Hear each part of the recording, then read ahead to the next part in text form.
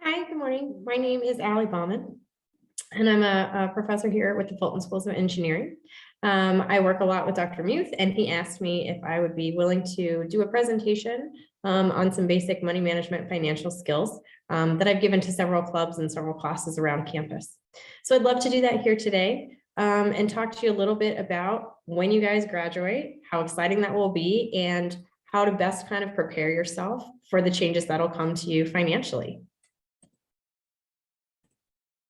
All right. So first off, let me kind of start by saying, of course, I'm not a financial advisor. These are my opinions. These are my experiences. I graduated with a master's degree in electrical engineering and started into the workforce immediately after that. So a lot of this just comes from what I had to learn by asking other people, asking my mentors, asking parents and family, as well as reading and doing a lot of research as to how to be smart with the money that I'm going to make when I start as a new professional. So congratulations, first of all, and first and foremost, on graduating soon in this coming semester or in the next semester after that. Your engineering degree is going to open up a lot of doors and obviously a ton of opportunities for you. And so I kind of want to play around with what that's going to look like. So based on some numbers from 2019 surveys, a Bachelor of Science in Computer Science has an average starting salary of just under $69,000. Versus if you stayed and did your 4+1 or did a 2-year master's program somewhere else, you could get a master's degree salary starting in the average range of $90,000. A PhD goes obviously higher than that, where then you'll be working in research and development sectors of companies in their think tanks, probably working around 100 and earning $118,000 a year. Okay, that sounds like a lot of money, especially when you've been living off of, ramen and mac and cheese for so many years. What do I do with all that money now? And that's where I want to go into today, is to make sure that you don't look at that number and think, oh my gosh, I'm going to be so rich. I want you to have some reality to how that actually breaks down. So I want to go through your paycheck and let's kind of do some assumptions, get out your calculator and let's play with the numbers. Once you guys see through this presentation, I guarantee you'll probably start making spreadsheets and algorithms and programs that will be able to optimize everything about your paycheck so that you guys can have the smartest management skills. But in general, basic strategy is that your salary should be broken down into 3 different categories: how much money you make, how much money you owe, and then how much money you get to keep. So the year is going to be divided into 26 paychecks just for simplicity's sake on this presentation. Sometimes it will be broken down into 24 paychecks because you might just get paid twice a month instead of every 2 weeks. Every company is going to be different on that. So let's say we get 26 paychecks throughout our salaried year. And let's assume that we're starting out at our Bachelor's of Science, Computer Science degree average salary at $68,668 a year. So we obviously can divide that by 26, no hard math here. And we're going to make over $2,600 every 2 weeks. And that's going to be called how much money I made. Now, we're going to start breaking this down into, well, what do I actually get to keep? That's going to be the number that's called your gross income on your paycheck, but it's not what's going to actually be the number on your physical check that gets deposited. So let's start deducting things that you owe. That's going to be broken up into 2 categories: your taxes and your health insurance. That's always going to come typically from your company, unless you're an independent contractor. Taxes then get broken down into more categories. There's federal tax for the United States government. There's state tax for whatever state that you work in. We're going to assume Arizona for this purpose. Medicare tax and Social Security tax. All right, let's talk taxes. So these are what are called tax brackets. You'll hear that terminology a lot, especially during election season when people are starting talking about raising taxes on different tax brackets. So you have to figure out where you fall in line. There are different brackets for single people versus for married people. And so obviously, depending on what your situation is, you'll have to figure out the correct bracket to look at. This bracket shown on the screen is for the 2022 calendar year, academic year, I'm such a professor, calendar year. And we're going to assume that you're filing as a single individual. All right. Federal taxes are calculated as a percentage of how much money you made. So that starting number that we just started with here. Okay. And so they're going to take out a chunk of money from that starting salary. And as you can see from this table, it goes up the more money that you make. So it's not a standard percentage of everybody gets taxed 20% no matter what the salary is. This is as you make more money, you get taxed more. This has been pretty standard for many, many decades here in America. You guys would fall into the 22% tax bracket. $68,000 a year is between the 41,000 and the 89,000 that you can see circled on the screen. However, that doesn't mean that you get taxed 22% of your total salary. You actually get taxed 22% over $41,776. So your salary is $68,668.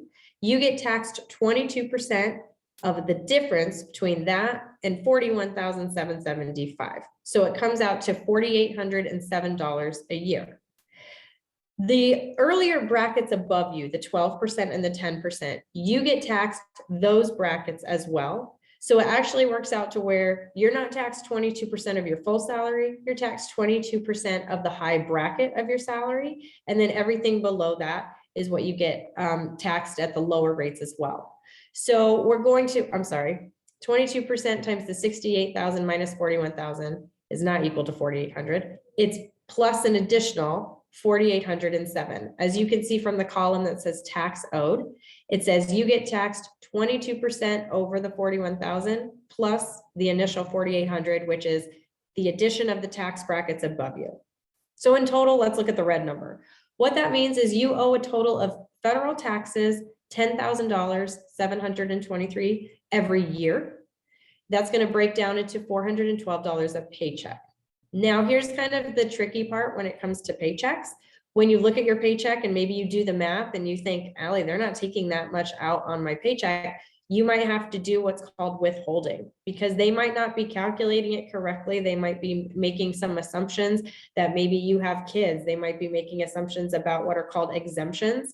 And so they might not be taking out enough taxes. And so you always want to double check the math on your paycheck and make sure that things are being taken out for the government accordingly, so that if it's not, you're either prepared to add additional what is called withholding on your paycheck. So they take out even more money to cover up what that red number is supposed to be. Or you save that money and then you're prepared to pay it when you file taxes, which is the season in April when everyone is doing their taxes, and they decide, do I owe the government even more money, or do I get some money back because I paid them too much? And so you want to make sure that you understand where you're falling. If that number that they're taking out on your paycheck isn't correct according to your math, you guys are great at math, so I'm sure you can figure that one out. Let's go into state taxes. State taxes is a percentage of how much money you make as well. So it's still coming off of that gross top number that we started with. In Arizona, these are the tax brackets since 2019. They are still valid in 2022. They have not changed. And so you are taxed 4.17% again of what bracket you fall into, and only in that bracket. So the difference between our 68,000 minus the 53,000 is taxed at 4.17%.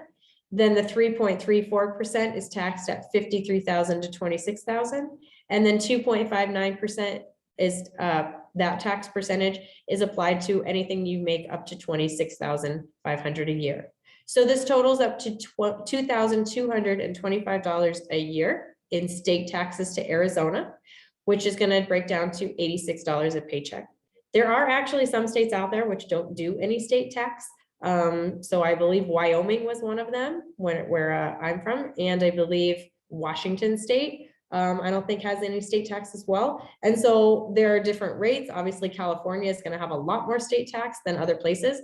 And so these are things that when you are looking at relocating or different areas where you could have different positions, you might want to start looking into these kinds of things like tax rates. All right. Another tax that you're going to see taking out on your paycheck, and it's not going to be looking like it's just called Medicare or Social Security. It's going to look like the codes that you'll see here on the left of these tables. It'll be called Fed Med EE. It'll be called Additional Med. It'll be called Fed OASDI/EE. The descriptions there say the Med/EE tax is your Medicare tax. The OASDI tax is the Social Security. What are these programs? These are programs that were started way back in the 1930s and have continued on. Medicare is a federal health insurance program. This is for people 65 or older or disabled, in which case it's called Medicaid. And this is a program where obviously the government helps supplement some of their health insurance costs and gives them health insurance as elderly people because they're not expected to be working at that time for a company that will provide them with health insurance. So that's coming from all of the other taxpayers paying into that to be able to afford it. That is taxed at a rate of 1.45%. It's been that tax rate for years. Social Security is going to be the federal program that provides income to retired people, disabled people, or their survivors. Because obviously once you hit a certain age, it just doesn't make sense that you can be out there working as well. And so this is going to be another tax on all of the other taxpayers currently in America, where we are taxed 6.2% on the first $118,500 that we earn. After that, the tax goes down a little bit to the 0.9% on anything that you earn in excess of $200,000. So if you are making under 118,000, you're going to be taxed Social Security at 6.2%. If you make over 200,000, then you're going to be taxed additionally, because that's what are called the high earners in the country, and they're going to be taxed at a higher rate to be able to make up some of these differences in gaps. What that comes out to for you in our example is $5,253 a year, which is $202 a paycheck. All right. So that's everything that we owe to the government up front. It should get taken out of your paychecks automatically so that you not actually ever even see that money. Then we're going to go into now what are the medical plans. Hopefully you're going to be working for a company that provides you with health insurance, but obviously, as you guys know, over the past few years, there are opportunities for you to buy health insurance from the US government. And so that is always an option if your company does not provide you with medical insurance. However, my opinion is if your company offers you a medical plan, you take your company's medical plan. It should be better than what is going to be offered by the government. These medical plans will offer you health insurance, dental insurance, prescription coverage insurance, and vision insurance typically. And the portion of what you pay for that is called a premium. All right. So you'll get to be able to choose between all different plans and what they mean and all the different types of jargon that goes with that. I could teach an entire class on just health insurance and explaining that.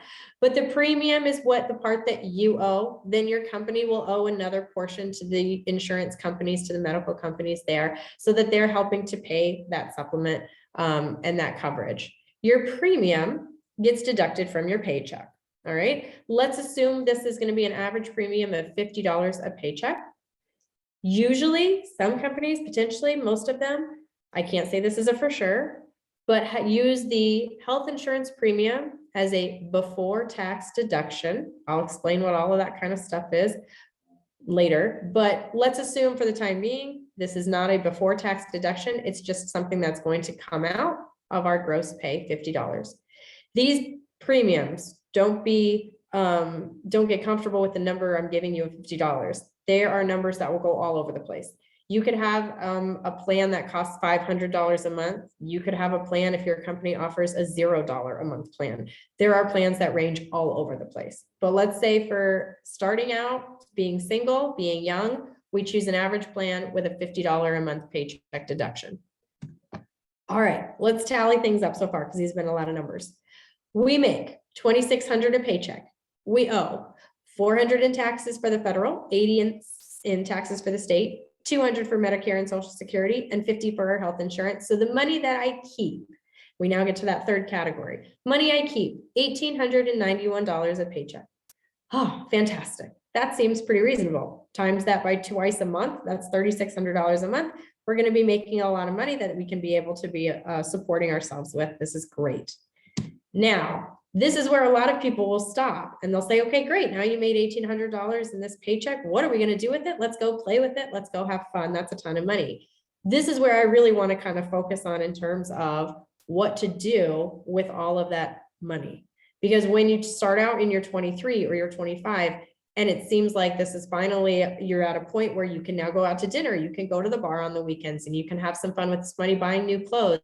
I want you to be very careful with this because people in their early 20s are very prone to blowing through their paychecks and not being smart with it. And it is more important for you to be smart with it young than smart with it old.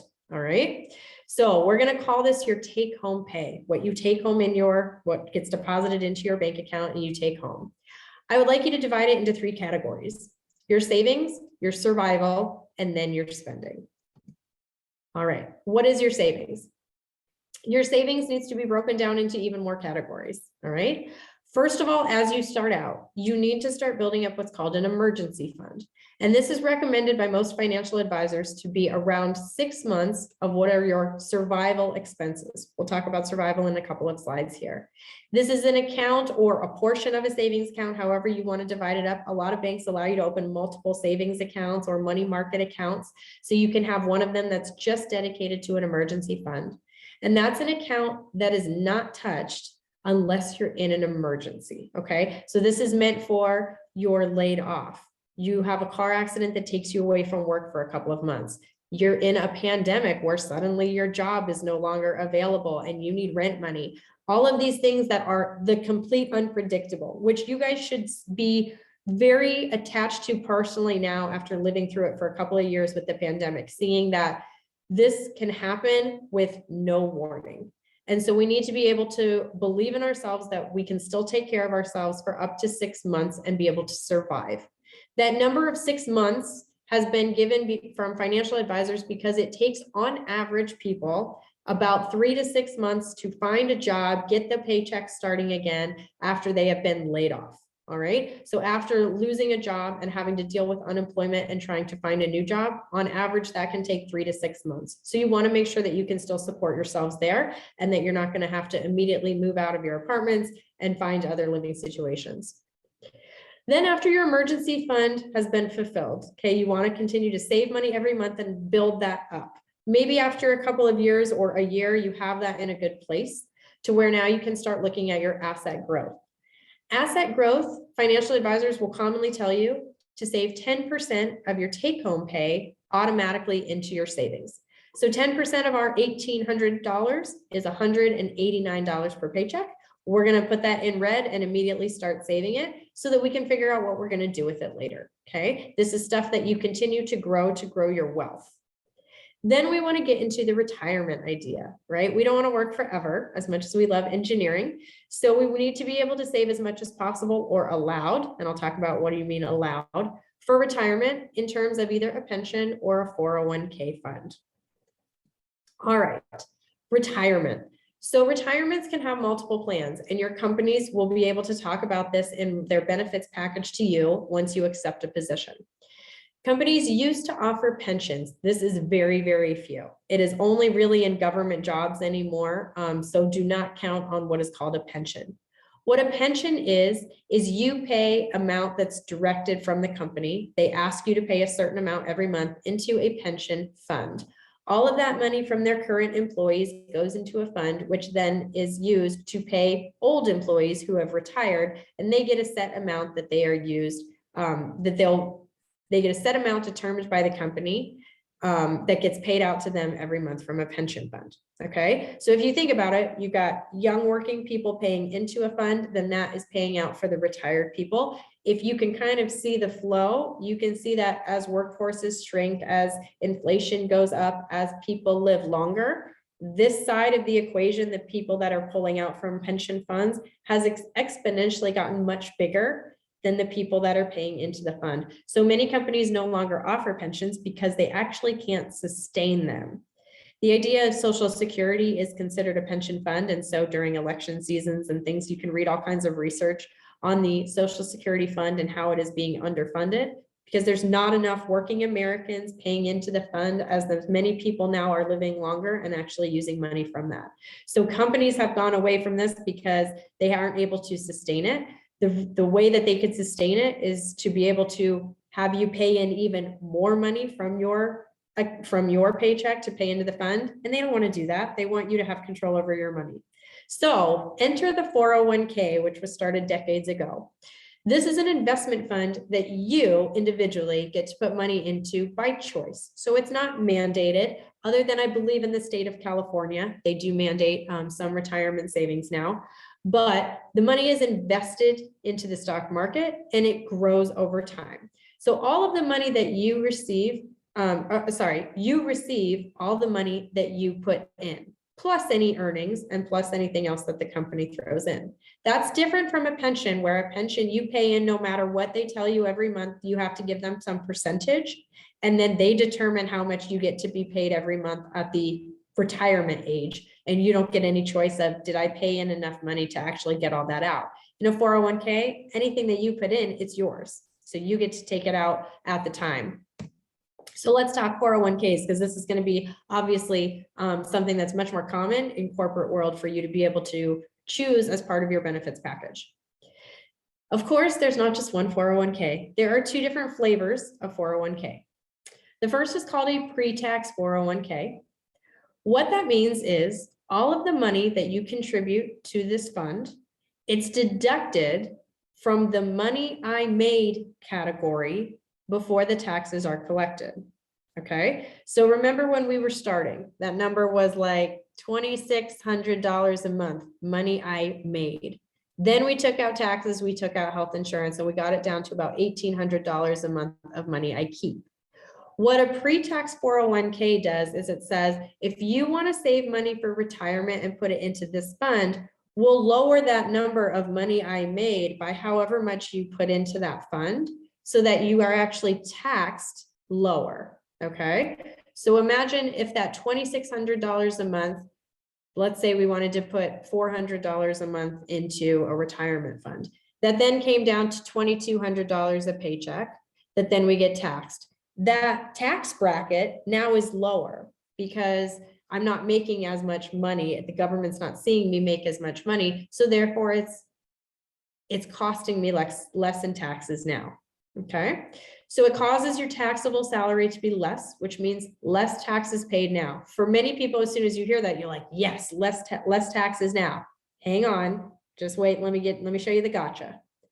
All the money that you earn and you put into the stock market and you leave it for 30, 40 years in your retirement fund, at the time of your retirement, then gets taxed. Okay, government wants their money either one way or the other. So if you put money in and they didn't tax it now, they're going to tax it later. And chances are, when have taxes ever gone down versus up over decades of time, right? So the idea is you're going to be in a higher tax bracket when you retire, because chances are you're going to want to live off more money, or just inflation over time of the next 30, 40 years is going to change percentages and change different brackets. The way that the governments work, right? So this is a little bit of an unpredictable situation where you can save a little bit of money now by not paying as much in taxes, but you'll be probably paying out way more money later on the money that you put in and everything that you earned in a higher tax bracket. And so where financial advisors will say, use a pre-tax 401k is if you are much older, like 50s. If we're in our 50s and we're thinking about retiring soon, you might have a huge salary by the time you're 55 years old, to where you do want to bring down how much money you have to pay in taxes. And you believe when you're retired, you're actually not going to need that much money that you're making every year to live comfortably off retirement. But nobody lives when they're after an engineering career, typically, okay, my opinion, when you retire after, being in the workforce for 40 years, going back to living like you're 24. So people always are going to want to make more money when they're older and be able to spend that money when you're retired. And so you're going to want to be able to have as much of that as possible and not owe it to the government, which then enters the Roth 401k. This was introduced about 30 years ago and allows all of the money that you contribute to be taken from the money I keep category. Okay, so we're down at that $1,800 a paycheck where I got to keep that money. It was already taxed. I already paid all of my taxes on everything that I made. And so you're going to pay all of your taxes now, as we just kind of stated in the slides above. But the nice part about the Roth 401k is there are no taxes taken out at retirement on both the money that you put in and on the money that it earned. So if you're putting in $300 or $400 a month and it explodes after 40 years into $5 million, let's say, you don't get taxed on any of that. That's all of your money that you get to use in retirement.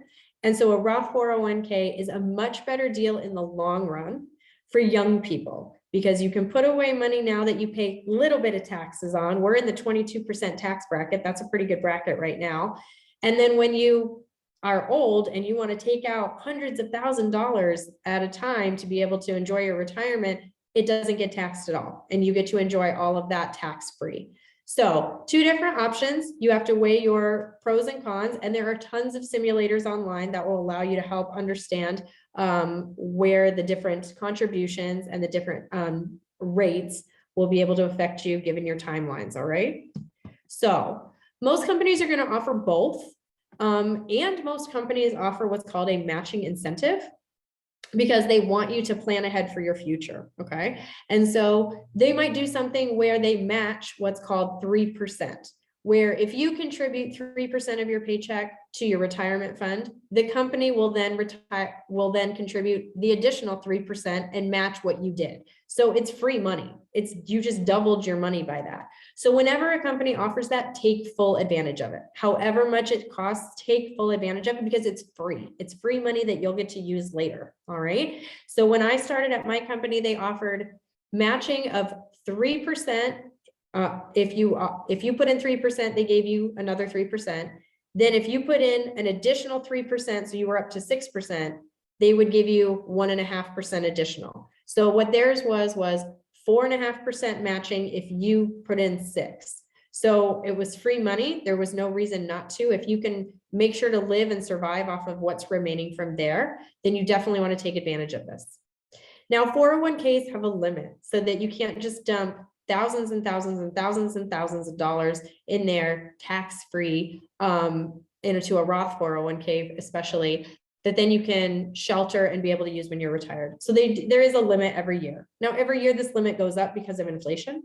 So this year in 2022, the maximum allowable limit that you can save into a retirement fund is $20,500 a year. All right. So we can kind of do some math and figure out, if I actually wanted to hit that number, how much do I have to save every month? When you're starting out, it might not be realistic to hit that number. So, because you do have to live, you have to survive. So this is something that over time, over your first 5 years, your first 10 years at a company, as you get promotions, as you get raises, you want to increase how much that you save for retirement, so that maybe after 5 or 6 years, you actually are hitting this limit and you are able to maximize how much retirement you are able to save. All right. So let's say for our case, we have to go back to, where's our paycheck? How much money do we get, right? Let's choose a 401k in the Roth version. Let's assume that we are going to make a 5% contribution every paycheck. All right. And again, we're going to increase this every year as much as we can until we hit that limit. And then at that point, we just get to rake in all of the benefits. So 5% of how much I made, $2,600, comes out to $132 per paycheck. All right. Now, just to give you some, for instance, here on a calculator, there are 401k calculators all over the internet, but using this calculator, there was a 6% return rate. Let's just assume every year 6% that you make off of your investments into the 401k funds. If you start saving that when you're 30 until you retire at 65, that will grow. And this is assuming a pretty, I'll say, and given the stock market of the last 3 or 4 years, this is a pretty low rate, 6% return rate. Okay. But given a 6% return rate, that amount of money that you would save would become and grow into about $523,000 for retirement. Okay. Is that a lot of money? I don't know. Is that what we want? No, you want more than that. If you start saving when you're 22, which I'm assuming most of you are 22, 23, 24, then that average rate of return will get you about $920,000 by just adding that extra 8 years. It almost doubled your money by 8 years. All right. And so there's some rule of thumb that you can read about in terms of how to predict how much money you'll have. And there's a rule called the 7-10 rule, which says if you're getting a 7% rate of return, your money will double every 10 years. If you're getting a 10% rate of return, your money will double every 7 years. And so you can kind of use those to see, how are the markets doing? How is my retirement fund doing? If I'm getting an average of 7% return on my investment every year, that extra 10 years is going to double my money. Okay. And you can kind of see it in this rate of it took us 8 years. We almost doubled our money, a few more years, and we would have doubled our money. So you want to make sure that you start earlier, because the earlier you start, the longer it has to grow, which means the more that it's going to make by the time you get into your 60s and want to start using this money. Okay. So I can't stress that enough. Please start early and continue to increase it as you can. So let's get into that last category that was survival. Or I'm sorry, this is just the second category, survival. And these are going to be the monthly expenses that you just can't live without. Okay. And I'm talking survive without. I'm not talking the fun money that, oh, I can't live without doing this. We need to really kind of figure out, how do you need to survive? So that's going to be rent or a mortgage. If we buy a house, we can talk about both. This is going to be your utility bills. So electricity, your water, trash bills that are going to pile up, right? Your cell phone bills. Most people just can't survive anymore without that cell phone. We need to have that connectivity. Okay. Groceries, we need to eat. Car gas, we might need to be able to commute in, or if this is things like subway passes, if we're going to live in a really urban area where we can take subway systems, however it is that we need to be able to commute. We're going to assume Arizona, we need the car. So car gas and car insurance, as that's required. Let's assume that we're going to have some sort of a renter or a home insurance. If you're a homeowner, you will need to have home insurance. If you're a renter, you don't necessarily have to have rent insurance. And then for most people, they can't survive without internet, especially now that things are working from home and we're in that much more hybrid state. So maybe we need to have cable internet. And I'm really kind of talking on the basis of internet here to really survive. If I had to, I could cut my cable and we could live without it. Obviously, there's different services. Then you're saying, well, I could add a $10 a month streaming service and things like that. You can get creative now, which is what's great about cable internet packaging, right? Is maybe we don't need everything that we used to have 10 years ago growing up, and we can get away with a lot less.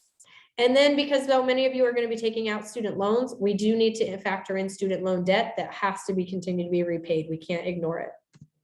All right. So let's kind of put some numbers to these. Let's assume maybe an average rent of $1,500 a month, whether this is up in Scottsdale and you've got roommates, whether this is somewhere else and you're living by yourself. Let's assume an average of $1,500 a month. And I know that that is on the lower side right now of what's happening in Phoenix, right? Let's assume an electricity and water bill of $200 a month, cell phone of $75 a month. Maybe you're on a plan where you're able to share things and you can get that even lower. Groceries around $200 a month. That's pretty much average for a single person, $50 a week so that you can feed yourself. Car gas for $100 a month, car insurance, $100 a month, and cable internet, maybe it's $120 a month, okay? Now, what you're not gonna see on here is going out to eat. You're not gonna see movies. You're not gonna see shopping because that's not survival. You don't need those to survive if the worst of the worst happened, okay? We would be able to live off of this. So let's kind of look at those totals. We had our take-home pay of $1,891 a month. I'm sorry, a paycheck, which comes out to $3,700 a month.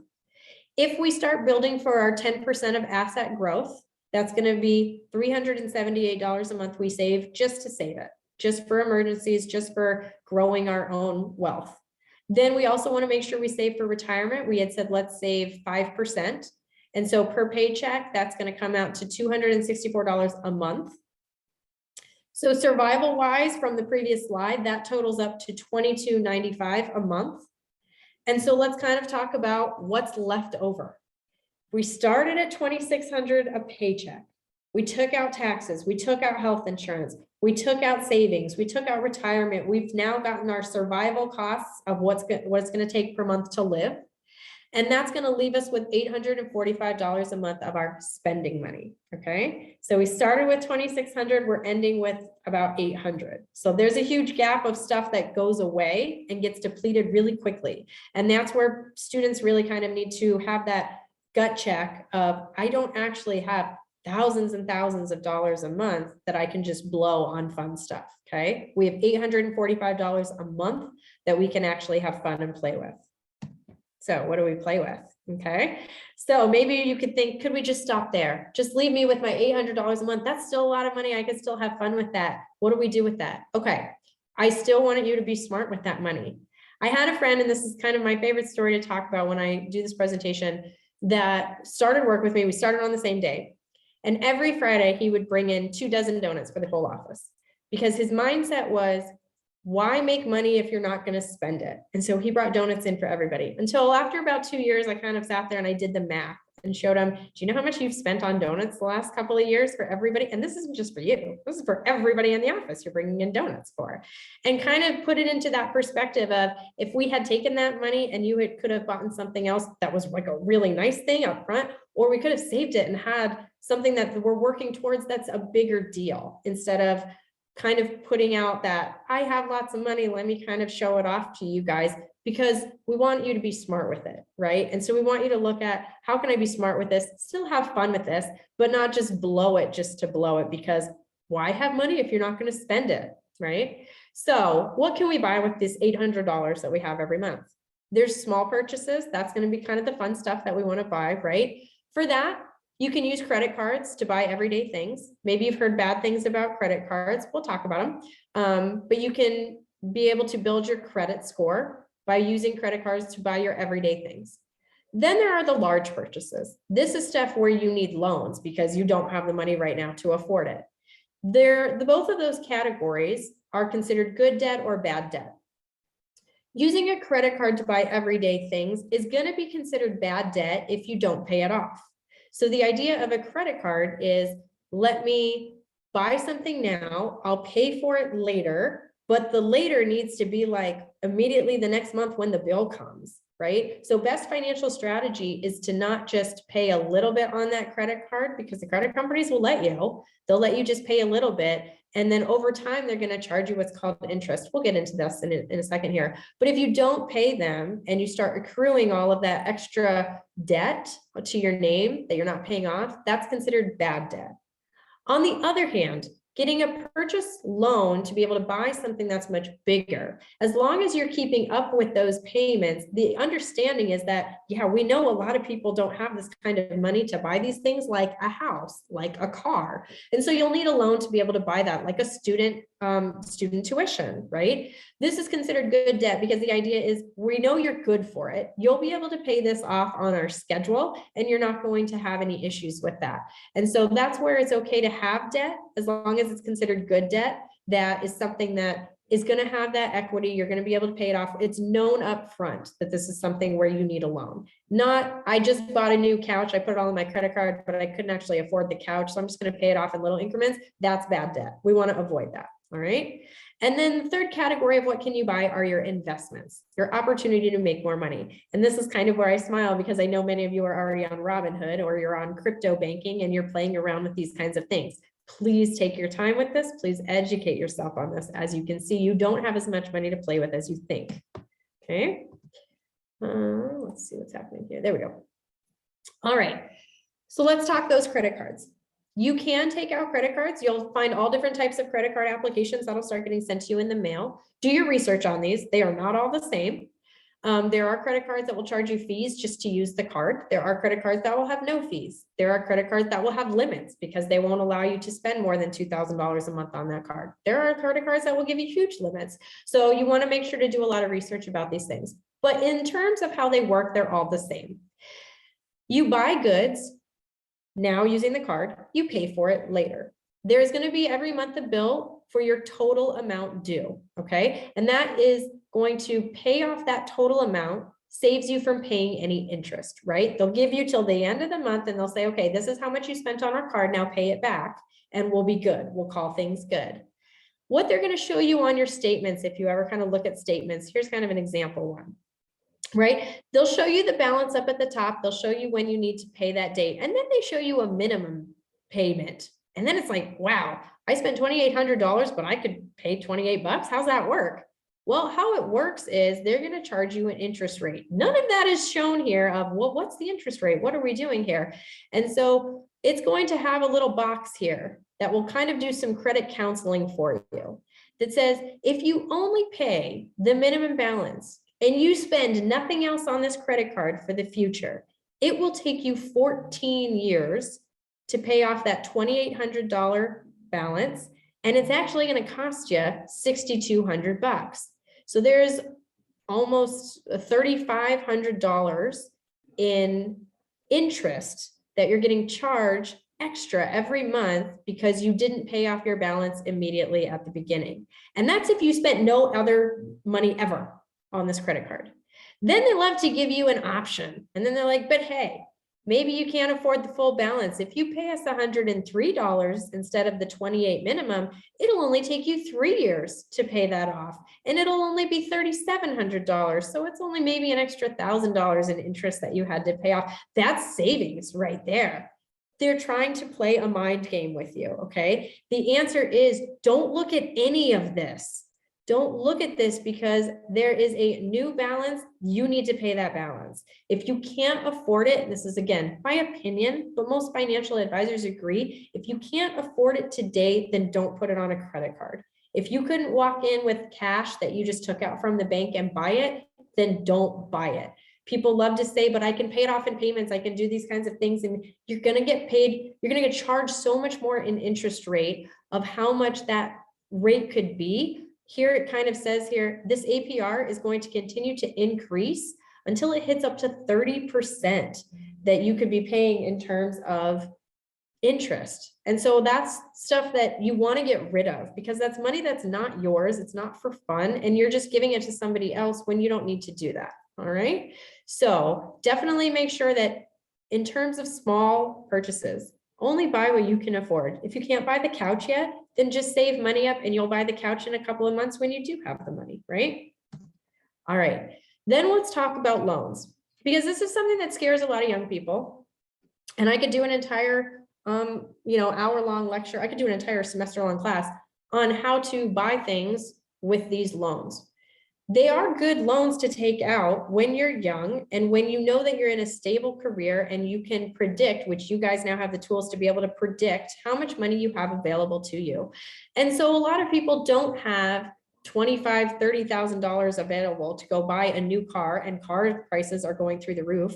So we're going to need to have money. Maybe your car kind of conks out. You can't, it's not worth repairing. And so you want to go buy a new car for $20,000. You don't have the money. That's okay.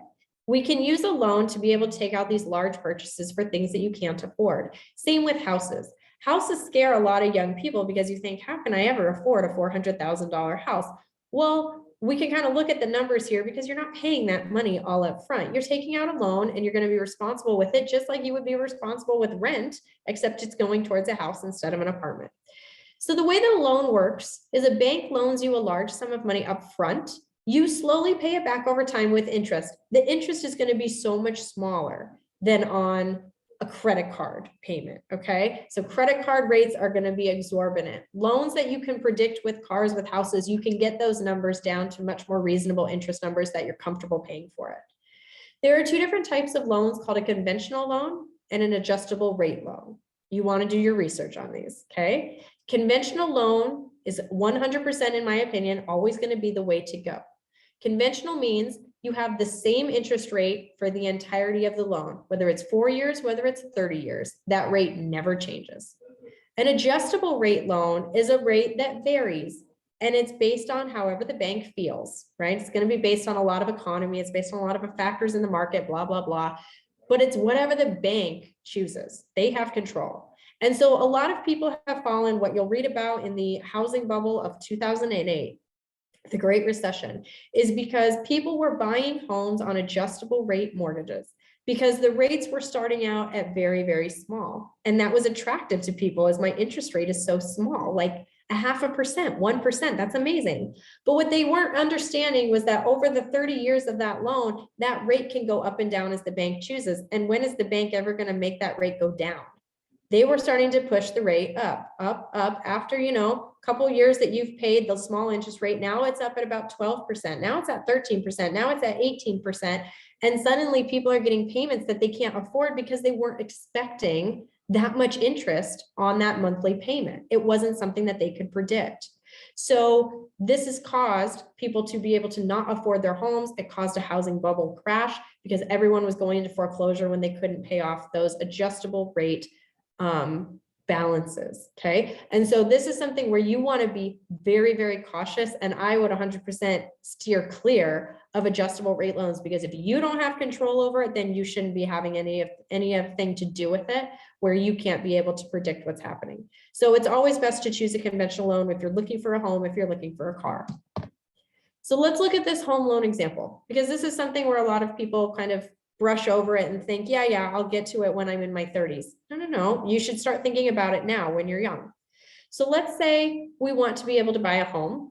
You need two things, a bank loan and a down payment.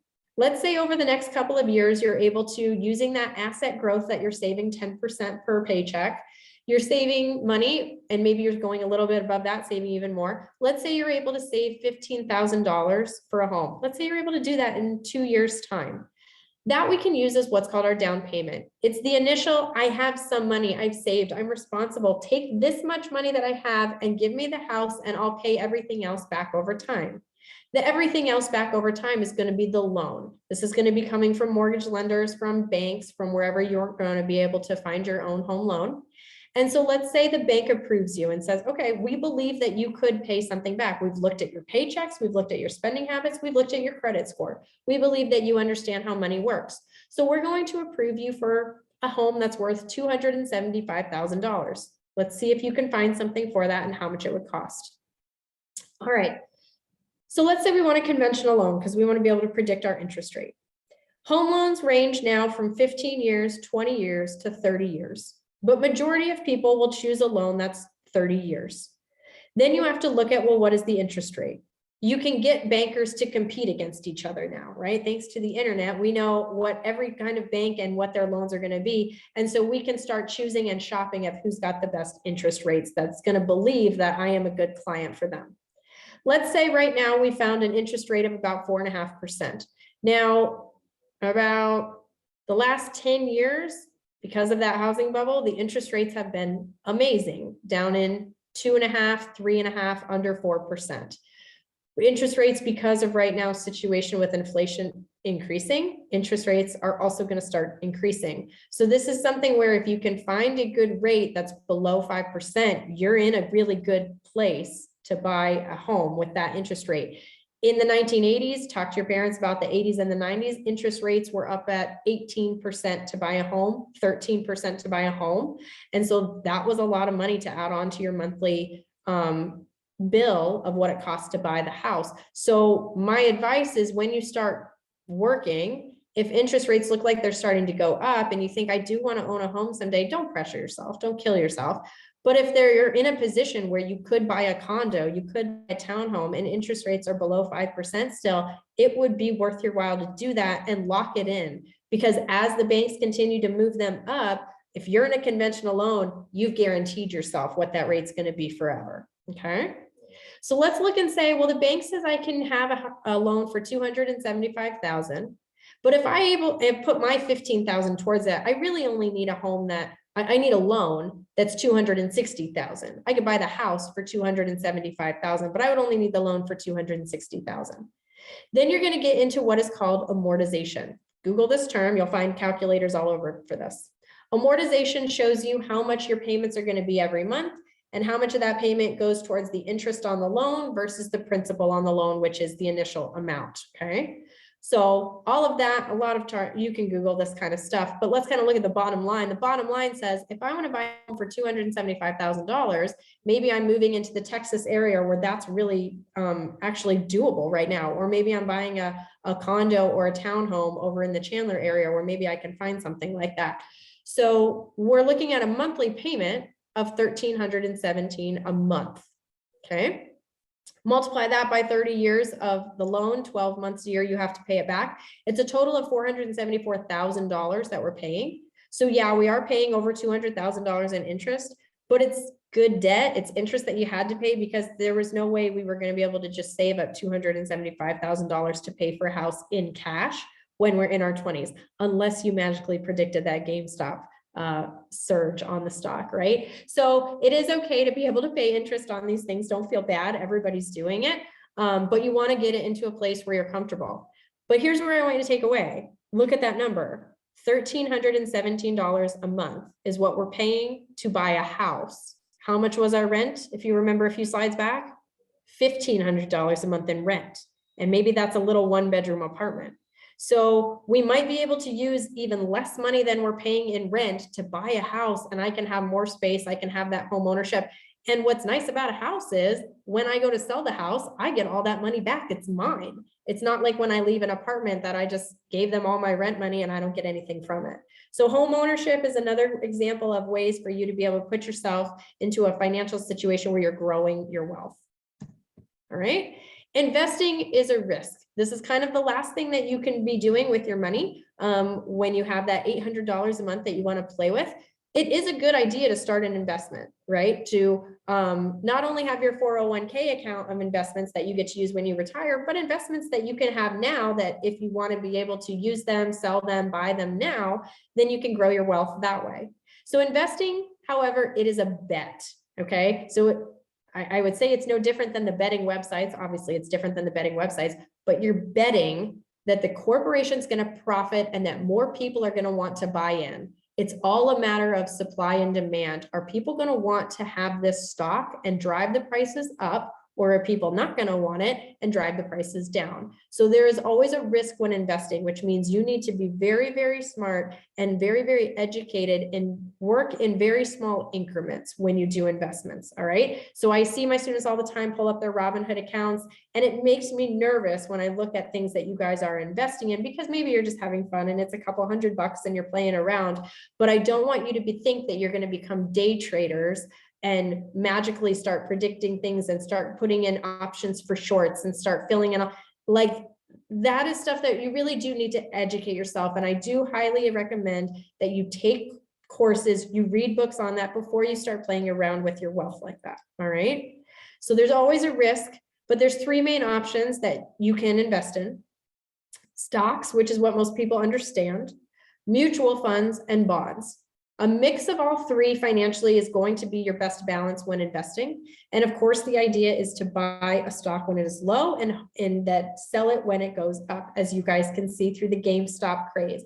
Once more people start buying, the price goes up. Once more people start buying, the price goes up, till it hit that point where it was like, is anyone else going to buy this? And then it starts going down because everyone wants to get all the money that they've earned by selling it to another bidder. Okay. So a stock means that you're owning a share of a company, a portion of the ownership of that company. As the stocks rise, they generate profits, which then they distribute to what are called their shareholders, their stockholders, as dividends. Now, you will find stocks out there that will not pay dividends, and that's okay to still invest in them. What it means is you're just giving them your money and you're going to wait it out. And when you're ready to sell it, then you'll get all of everything back at whatever price that it's sold.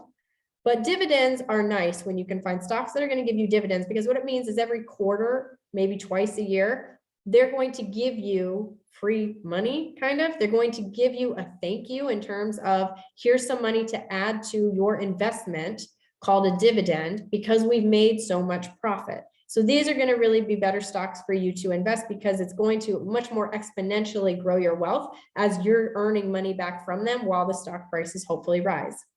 Dividends can be paid in cash, so that can cut you a check literally every quarter when you want to be paid your dividends, or reinvest them. Most financial advisors recommend when you're young, just reinvest them, because the stocks are still going up. You're still going to make more money. It's free money. Let's just keep making it.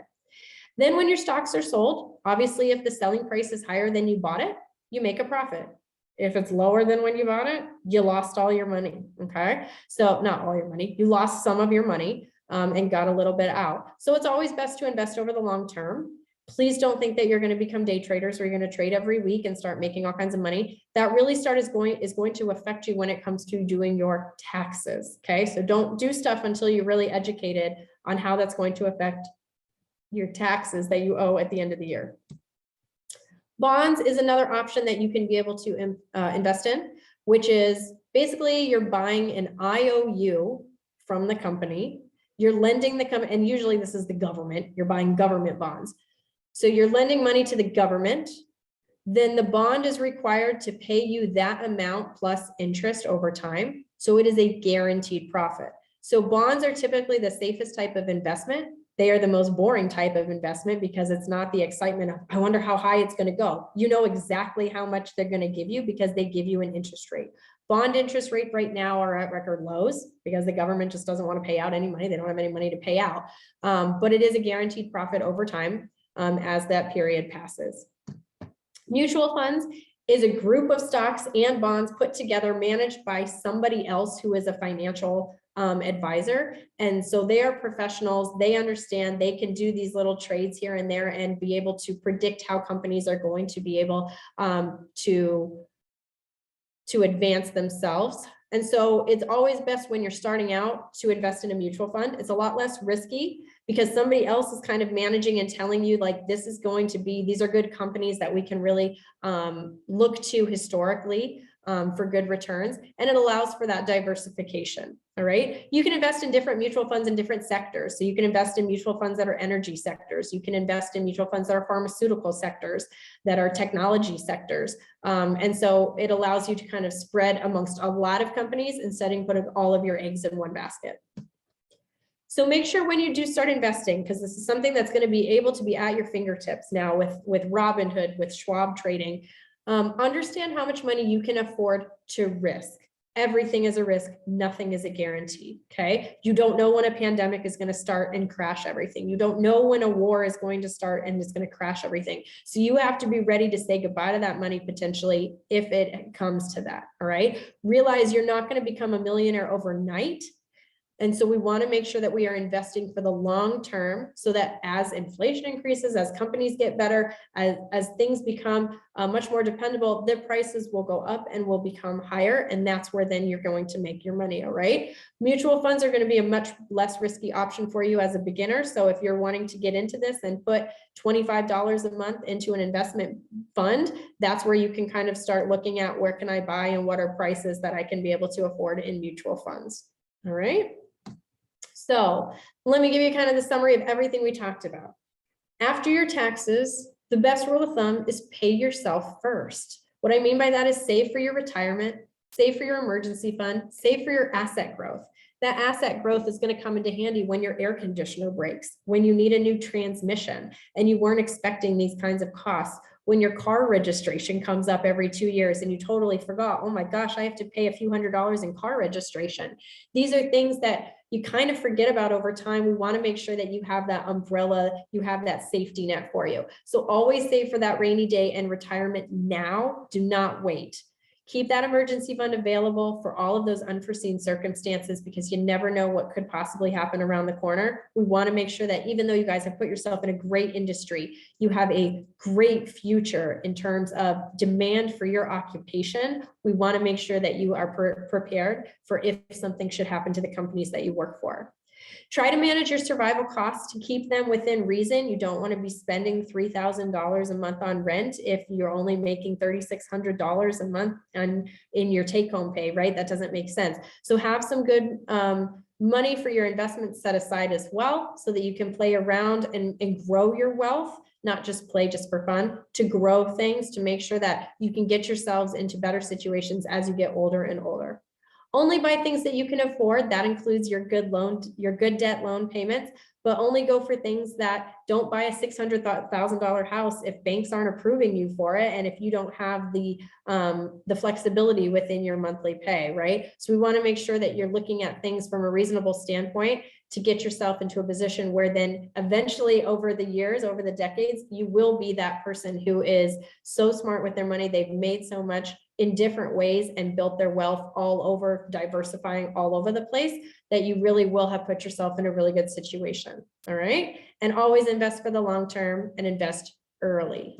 So a couple of books that I have referenced and read over the years as well, but other than just talking and doing research online. So you can go ahead and look at those as well. But best of luck to you. Please don't go out and buy donuts for everyone in your office, if I can leave you with that. And I wish you guys a wonderful financial future. Thank you.